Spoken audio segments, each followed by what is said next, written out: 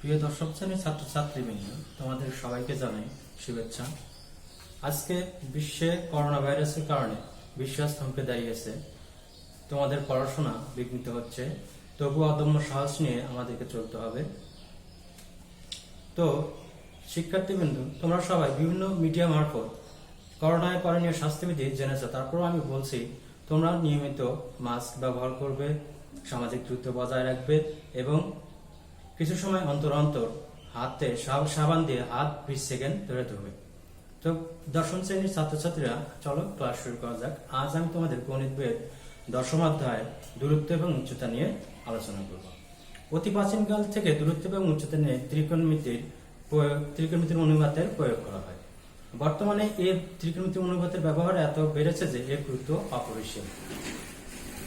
যেসব পাহাড় পর্বত, গাছপালার উচ্চতা এবং নদী নালা বস্তু সহজে পরিমাপ করা যায় না, তা আমরা ত্রিকোণমিতির সাথে সহজেই পরিমাপ করতে পারি। এক্ষেত্রে আমাদের সূক্ষ্মকোণের ত্রিকোণমিতির সূক্ষ্মকোণের অনুপাতের মান জানা খুবই প্রয়োজন। যেমন সাইন 0 ডিগ্রির মান 0, সাইন 30 ডিগ্রির মান হাফ, সাইন 60 ডিগ্রির মান √3/2 এবং ট্যান 0 ডিগ্রির মান 0, ট্যান 30 ডিগ্রির মান 1/√3 ইত্যাদি। তো চলো এখন দূরত্ব এবং উচ্চতা অধ্যায়ের আমরা মৌলিক বিষয়গুলো আলোচনা করি।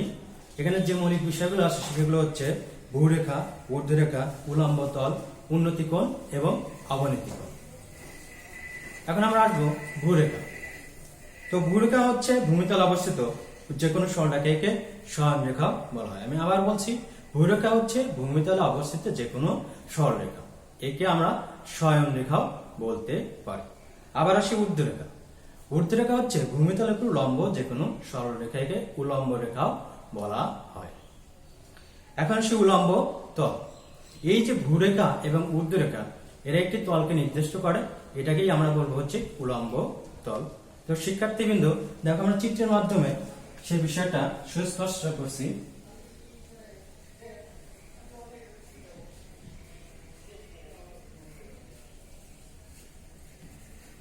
চিত্রে দেখো,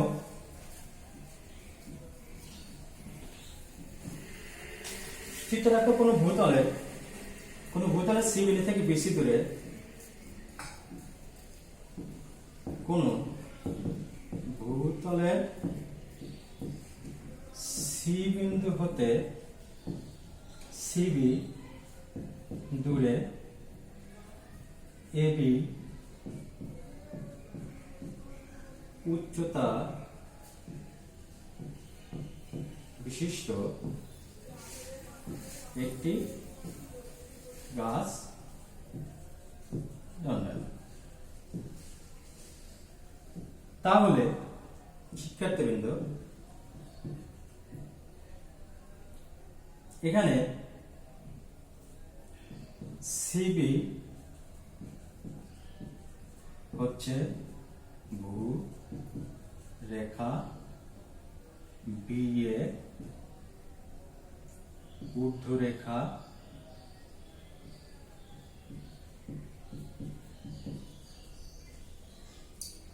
এবং এবিসি তলটি হচ্ছে উল্লম্ব তল। তাহলে শিক্ষার্থীগণ, চিত্রের মাধ্যমে তোমরা সুস্পষ্ট ধারণা পেলে ভূরেখা কি, ঊর্ধ্বরেখা কি এবং উল্লম্ব তলটা কি। আমি আবার বলছি, ভূরেখা হচ্ছে ভূতলে অবস্থিত যে কোনো রেখা এবং ঊর্ধ্বরেখা হচ্ছে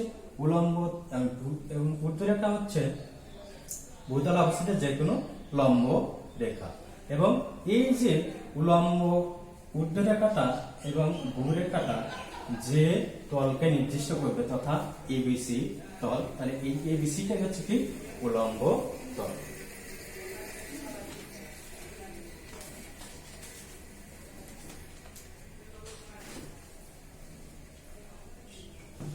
ছাত্রছাত্রী, এখন আসি আমরা উন্নতি কোণ এবং অবনতি কোণ।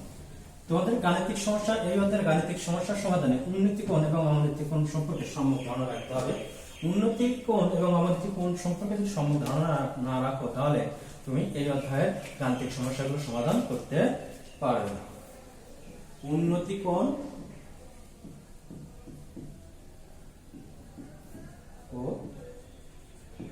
অবনতি কোণ। প্রথমে একটা চিত্র এঁকে নেই।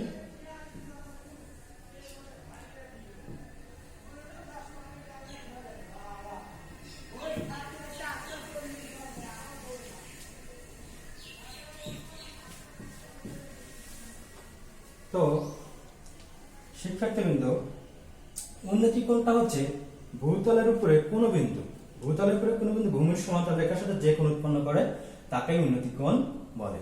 তাহলে উন্নতি কোণটা হচ্ছে কি, ভূতলের সমান্তরাল রেখার উপরে কোনো বিন্দু যে সমান্তরাল রেখার সাথে যে কোণটা উৎপন্ন করে সেটাই কি উন্নতি কোণ।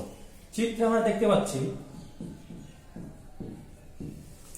ভূতলের সমান্তরাল রেখা হচ্ছে এবি এবং এবি রেখার উপরে একটি বিন্দু হচ্ছে পি। পি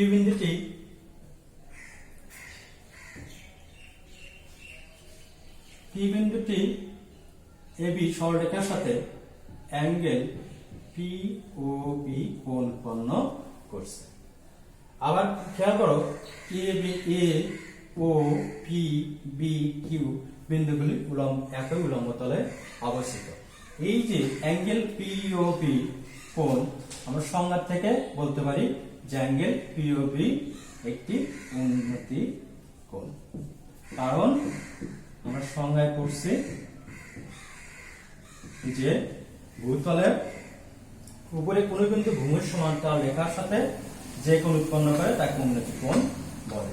যেহেতু এবি সরলরেখার উপরে পি একটা বিন্দু এবং এই পি বিন্দুটা এবি সরলরেখার সাথে অ্যাঙ্গেল পি ও বি কোণ উৎপন্ন করছে, অতএব আমরা বলতে পারি অ্যাঙ্গেল পি ও বি একটি উন্নতি কোণ। আবার অবনতি কোণ হচ্ছে ভূতলের সমান্তরাল রেখার নিচের কোন বিন্দু থেকে। এখানে ভূতলের সমান্তরাল সরলরেখা হচ্ছে কি এবি, আর তার নিচের বিন্দুটা হচ্ছে কিউ। এই কিউ বিন্দুটা এবি সরলরেখার সাথে এটি কোণ উৎপন্ন করতেছে, সেটা হচ্ছে অ্যাঙ্গেল কিউ ও বি। তাহলে সংজ্ঞা থেকে আমরা বলতে পারি কিউ ও বি একটি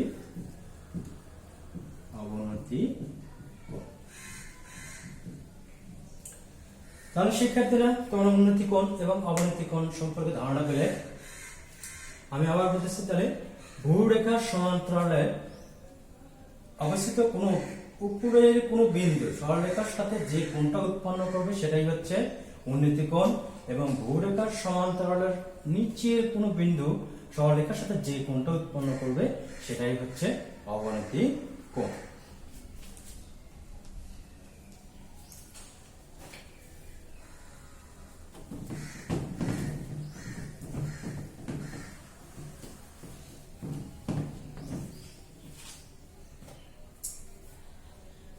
এই অধ্যায়ে গাণিতিক সমস্যার সমাধানের জন্য তোমাদেরকে আনুপাতিক চিত্র সঠিকভাবে আঁকতে হবে। তো সে বিষয়ে কিছু কৌশল অবলম্বন করতে হবে, যথা 30 ডিগ্রি কোণ অঙ্কনের ক্ষেত্রে 30 ডিগ্রি কোণ অঙ্কনের ক্ষেত্রে ভূমিটা অবশ্যই কেমন হবে, লম্বের চেয়ে বড় হবে। 45 ডিগ্রি কোণ অঙ্কনের ক্ষেত্রে ভূমি এবং লম্ব পরস্পর সমান হবে। ভূমি ইকুয়াল টু লম্ব। এবং সর্বশেষ 60 ডিগ্রি কোণ অঙ্কনের ক্ষেত্রে ভূমিটা ছোট হবে এবং লম্বটা বড় হবে। ভূমিটা ছোট, ভূমি লেস দ্যান লম্ব। তো তোমরা যখন এই প্রশ্নে তোমাদের বিভিন্ন কোণ লেখা থাকে 30 ডিগ্রি, 45 ডিগ্রি এবং 60 ডিগ্রি, সেক্ষেত্রে সেক্ষেত্রে তোমাদের অবশ্যই এই বিষয়টা খেয়াল করতে হবে। 30 ডিগ্রি কোণ অঙ্কনের ক্ষেত্রে আমাদের কি করতে হবে, ভূমিটা অবশ্যই কি হবে, লম্বের চেয়ে বড় হবে। এবং 45 ডিগ্রি কোণ যখন আমরা আঁকবো তখন ভূমি এবং লম্ব পরস্পর সমান হবে। 60 ডিগ্রি কোণ অঙ্কনের ক্ষেত্রে ভূমিটা লম্বের চেয়ে ছোট হবে। এই বিষয়টা তোমাদের গাণিতিক সমস্যার সমাধানের ক্ষেত্রে বিশেষভাবে খেয়াল করতে হবে। তো শিক্ষার্থী বন্ধু, তোমাদের মাঝে একটা উদাহরণ দিয়ে এই বিষয়টা পরিষ্কার করছি। যেমন তোমাদের গণিত বইয়ে 10ম শ্রেণীর গণিত বইয়ে উদাহরণ 1-এ যে প্রশ্নটা দেওয়া আছে সেটা হলো একটি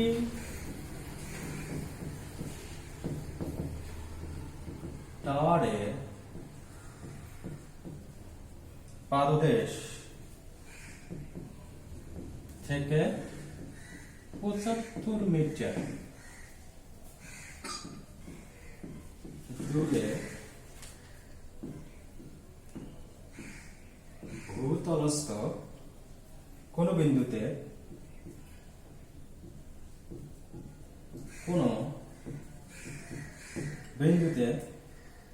টাওয়ারের শীর্ষের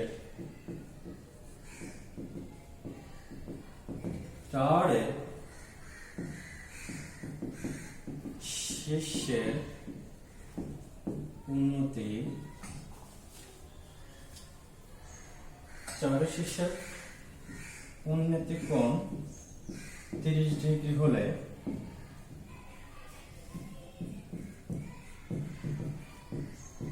টাওয়ারের উচ্চতা নির্ণয় করো। তো শিক্ষার্থীবৃন্দ দেখো, তোমাদের বইয়ের উদাহরণ 1-এ এই গাণিতিক সমস্যাটা সমাধানে আমাদের যে বিষয়গুলো খেয়াল করতে হবে, দেখো এখানে প্রশ্নে কি উল্লেখ করছে, উন্নতি কোণ। এখন উন্নতি কোণ সম্পর্কে যদি আমাদের ধারণা না থাকে তাহলে কিন্তু আমাদের এই গাণিতিক সমস্যাটা করতে পারবো না। আর একটা বিষয় দেখো, 30 ডিগ্রি কোণ উল্লেখ করছি। একটু আগে কিন্তু আমি যে কৌশলগুলো বলে দিয়েছি যে 30 ডিগ্রি ক্ষেত্রে কি হবে, ভূমিটা লম্বের চেয়ে বড় হবে, এবং 45 ডিগ্রি ক্ষেত্রে ভূমি এবং লম্ব পরস্পর সমান হবে, এবং 60 ডিগ্রি ক্ষেত্রে ভূমিটা লম্বের চেয়ে ছোট হবে। তাহলে যেহেতু এখানে 30 ডিগ্রি বলে দেওয়া আছে, তাহলে আমাদের সর্বদাই কি হবে, আনুপাতিক যে চিত্র আঁকবো সেই ক্ষেত্রে আমাদের কি করতে হবে, ভূমিটা অবশ্যই লম্বের চাইতে বড় হবে। তাহলে প্রথমে আমরা আনুপাতিক চিত্রটা এঁকে নেই। তাহলে আনুপাতিক চিত্রে আমাদের কি করতে হবে, ভূমিটা কি হবে, বড়, এবং লম্বটা কি হবে, ছোট। এখানে এবং শীর্ষের উন্নতি কোণ, তাহলে উন্নতি কোণের সংজ্ঞা আমি বলছি যে ভূরেখার সমান্তরালে উপরের কোনো বিন্দু থেকে ভূরেখার সাথে যে কোণটা উৎপন্ন করবে সেটাই কি, উন্নতি কোণ। তাহলে এখানে নামকরণ করে দেই এ বি সি। তাহলে এডি একটা টাওয়ার, তো এই টাওয়ারের এবং বিসি ভূরেখা এর উপরে একটা বিন্দু কি এ থেকে, তার উন্নতি কোণটাকে কি অ্যাঙ্গেল এসিবি বা অ্যাঙ্গেল সি, যার মান হচ্ছে প্রশ্ন দেওয়া আছে কত, 30 ডিগ্রি। আচ্ছা, আর কি দেওয়া আছে, যে টাওয়ারের পাদদেশ, তাহলে টাওয়ারের পাদদেশটা বি থেকে কত দূরে, 75 মিটার দূরে, শীর্ষের উন্নতি কোণটা কত হয়েছে, 30 ডিগ্রি। তাহলে এখানে কত পাদদেশ থেকে কত দূরত্বটা কত হবে, 75। আমাদের কি বের করতে হবে, টাওয়ারের উচ্চতা, অর্থাৎ ইবির মানটা বের করলেই আমরা টাওয়ারের উচ্চতা পেয়ে যাব। তাহলে মনে করি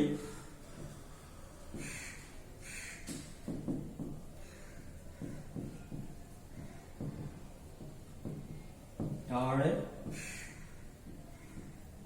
উচ্চতা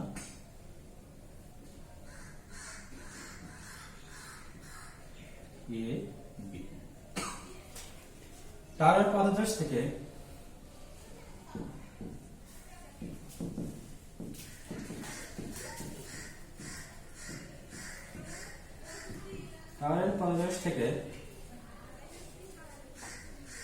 BC equal to 75 মিটার দূরে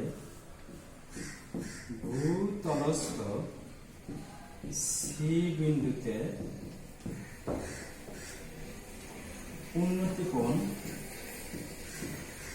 উন্নতি অ্যাঙ্গেল এ সি বি সমান 30 ডিগ্রি। এখন সমকোণী ত্রিভুজ এবিসি এ সমকোণী ত্রিভুজ এ বি সি এ যেহেতু আমাদের কি বের করতে হবে, উচ্চতা বের করতে হবে, উচ্চতা তথা লম্ব, আর এটা হচ্ছে কি পাদদেশ থেকে উন্নতি কোণের দূরত্ব, সেটা হচ্ছে কি ভূমি। তাহলে লম্ব বাই ভূমি সেটা হচ্ছে কি আমরা ত্রিকোণমিতির কথা হচ্ছে ট্যান এর ক্ষেত্রে নেব। তাহলে ট্যান 30 ডিগ্রি সমান কি লম্ব বাই ভূমি, বা লম্বের পরিবর্তে আমরা কি বলবো বিপরীত বাহু, এবং ভূমির পরিবর্তে আমরা সন্নিহিত বাহু বলতে পারি। তাহলে লম্ব বা বিপরীত বাহুটা হচ্ছে এবি এবং ভূমি বা সন্নিহিত বাহুটা হচ্ছে বিসি। বা এখন আগেই বলে নিছি সূক্ষ্মকোণের ত্রিকোণমিতির মান জানা দরকার। তো এখানে আমাদের সূক্ষ্মকোণের ত্রিকোণমিতি tan 30 ডিগ্রি, তো সেই tan 30 ডিগ্রি মান আমরা জানি 1/√3, সেই মানটা বসিয়ে নিলাম এবং এবি মান বের হবে অর্থাৎ উচ্চতা বের হবে, এবং বিসির মানটা দেওয়া আছে কত 75,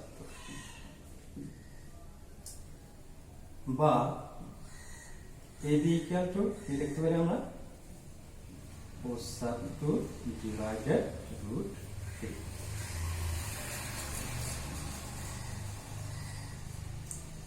বা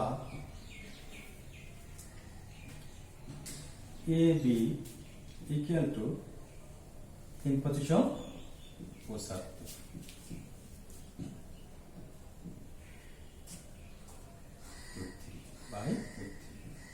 বা এবি ইকুয়াল টু √3 গুণন √3, একটা √3 পরিবর্তে আমরা দুটা √3 লিখে দিলাম গুণন 25/√3।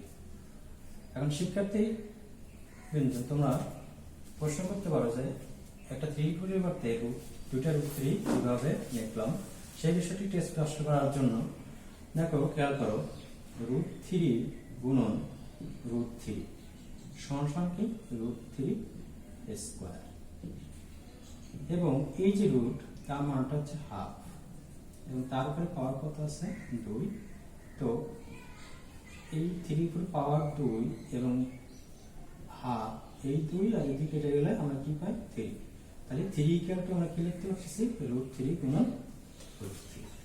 তাহলে শিক্ষার্থী বন্ধুরা বুঝতে পারছো যে আমরা 3 এর পরিবর্তে দুইটা √3 গুণন আকারে লিখতে পারি।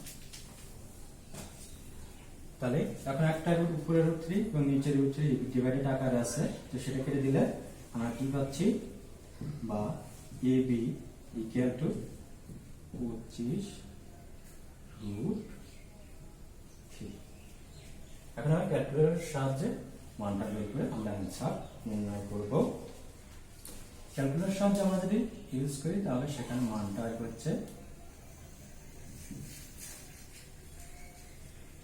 43.305। তাহলে অতএব টাওয়ারের উচ্চতা 43.30 মিটার, এটাই আমাদের। তো শিক্ষার্থী বন্ধুরা দেখো তোমাদের উদাহরণ 1-এর যে গাণিতিক সমস্যা ছিল সেটা আমরা সমাধান করলাম। তো এখানে আমি আবার বলছি উন্নতি কোণ সম্পর্কে বলে দেওয়া আছে। তো সেই উন্নতি কোণটা কিভাবে আমরা সংজ্ঞা জানি যে ভূমির সমান্তরালে কোন সরলরেখার সাথে যে কোণটা উৎপন্ন করবে উপরের কোনো বিন্দু ভূমির সমান্তরালে উপরের বিন্দুর সরলরেখার সাথে যে কোণটা তৈরি করবে সেটাই কি হবে উন্নতি কোণ। তাহলে এখানে উন্নতি কোণটা কি হচ্ছে এ সি বি এবং তার মান হচ্ছে 30 ডিগ্রি। এবং 30 ডিগ্রি কোণ যখন আমরা বলে দেওয়া হয়েছে সেখানে কিছু কৌশল ছিল কি লম্ব এবং ভূমি। তাহলে ভূমিটা কি হবে বড় হবে এবং লম্বটাও ছোট হবে। এবং আনুপাতিক যে চিত্র আঁকাছি সেখানে আমরা ভূমিটা বড় করছি এবং লম্বটা ছোট করছি। তাহলে শিক্ষার্থী বন্ধুরা যেখানে 30 ডিগ্রি থাকবে সেখানে তোমরা কি করবে ভূমিটা অবশ্যই বড় করবে এবং লম্বটা ছোট করে তোমরা আনুপাতিক চিত্র আঁকবে। তারপরে আমরা এখানে তথ্যগুলো উপস্থাপন করছি যে কোথায় কি দেওয়া আছে। তারপর আমরা কিসে আসছি যে ত্রিভুজ এবিসি এর ক্ষেত্রে এখানে কি অনুপাতটা আসছে tan এর ক্ষেত্রে অনুপাতটা আসছে এবং যেহেতু 35 ডিগ্রি দেওয়া আছে সেক্ষেত্রে কত ডিগ্রি 30 ডিগ্রি। এবং tan এর অনুপাতটা আমরা জানি কি লম্ব বাই ভূমি বা বিপরীত বাহু বাই সন্নিহিত বাহু। তাহলে এখানে লম্বটা হচ্ছে এবি আর ভূমিটা হচ্ছে বিসি। এবির মানটাই বের হবে। তো আমরা tan 30 ডিগ্রি মান জানি হচ্ছে 1/√3 এবং এবির মান বের হবে তথা উচ্চতা বের হবে আর বিসি মান দেওয়া আছে 75। তারপরে আমরা আনুষ্ঠানিক আস্তে আস্তে ক্যালকুলেশন করে আমরা টাওয়ার উচ্চতাটা আশা করি শিক্ষার্থীরা তোমরা বুঝতে পেরেছো। তো এখন শিক্ষার্থী বিন্দু আমি যদি তোমাদেরকে এরকমই একটা গাণিতিক সমস্যা তোমাদের দেই তাহলে আশা করি তোমরা সেটা করতে পারবে। তবে একটা গাণিতিক সমস্যা দিয়ে আজকের ক্লাস এখানে শেষ করছি। তো সেই গাণিতিক সমস্যাটা হচ্ছে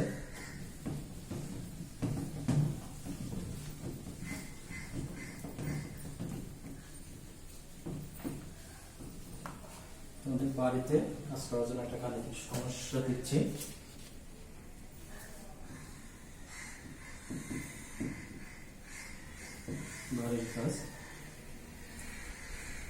তোমাদের ওই প্রশ্নের টাওয়ারের কথা ছিল আমি এখানে একটা গাছের কথা উল্লেখ করি।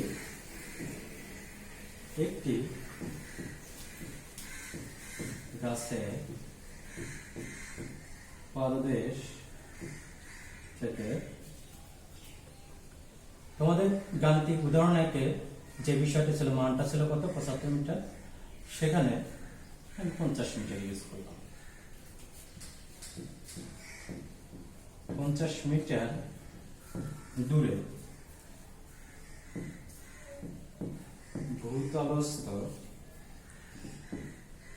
কোন বিন্দুতে গাছের শীর্ষে